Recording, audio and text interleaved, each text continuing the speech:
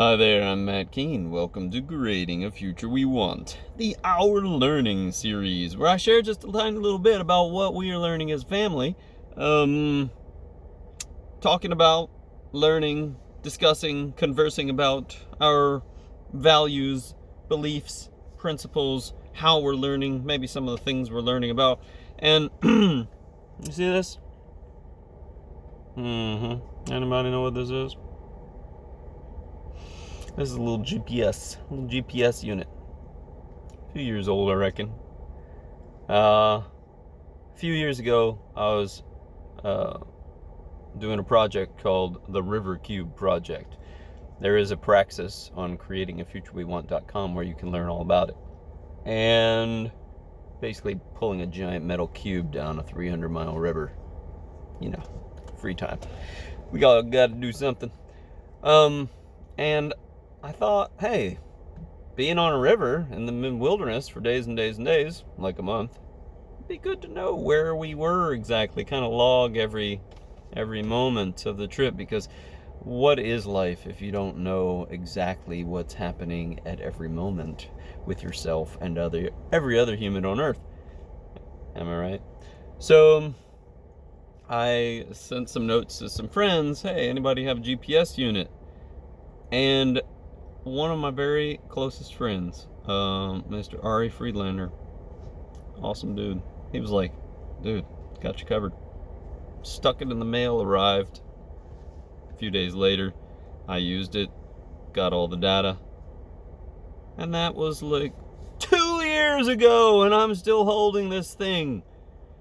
I'm good at borrowing stuff, not as good at returning it. And I even had it in a box, and I had a label, written out. I'm just not good at like the house to the post office part of returning it seems. Seriously, I'll write out all the thank you cards and Christmas cards in the card stamped. They just don't get to the box. And I'm going to return this to Ari because, dude, I love you. And why am I not returning your property to you? We can talk about property in another video, but this is yours, and I have been very rude in not returning it. I'm going to make it right. Also, with that project, many people donated, not many people, but some people donated money for the project, and one of the things for some of those people, the amount of money they donated, necessitated a I said that I will create a piece of art for you because you donated a little bit of money to the project.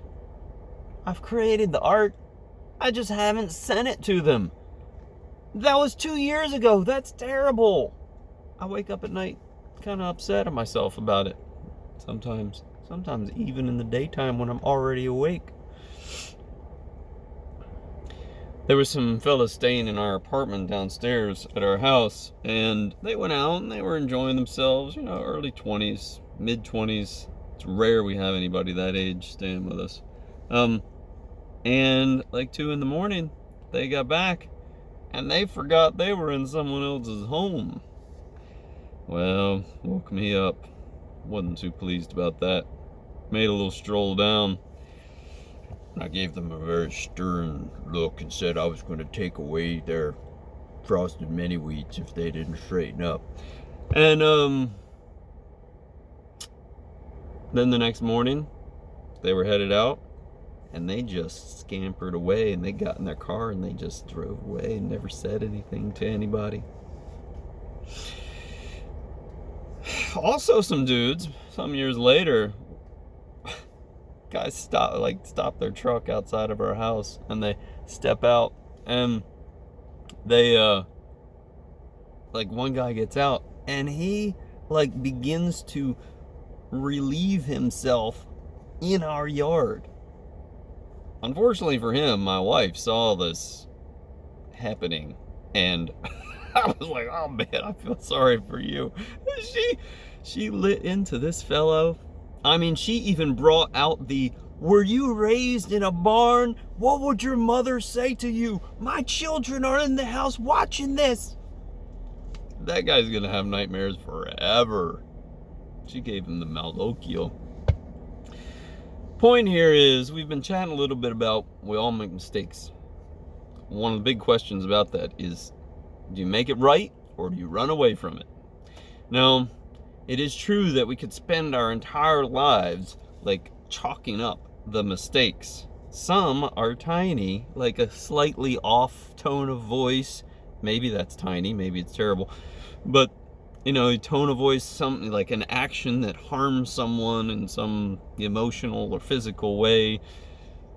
There's a great range of mistakes. There's many dimensions to understanding what a mistake is, and whether or how you make it right.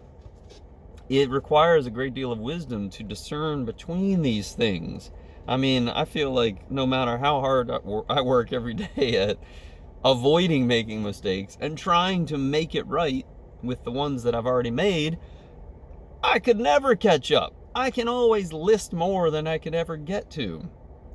So we chat about this a lot, and or just recently I've been talking about it, and it's been an interesting process to kind of understand what a mistake is and how we go about deciding whether or how we attempt, or if it's even possible, to make it right with them, make it right with ourselves. And as a recipient, if you were wronged, how to participate in that process. I'm Matt Keene. Thanks for visiting Creating a Future We Want, the Our Learning series. What is your vision for a life of making it right?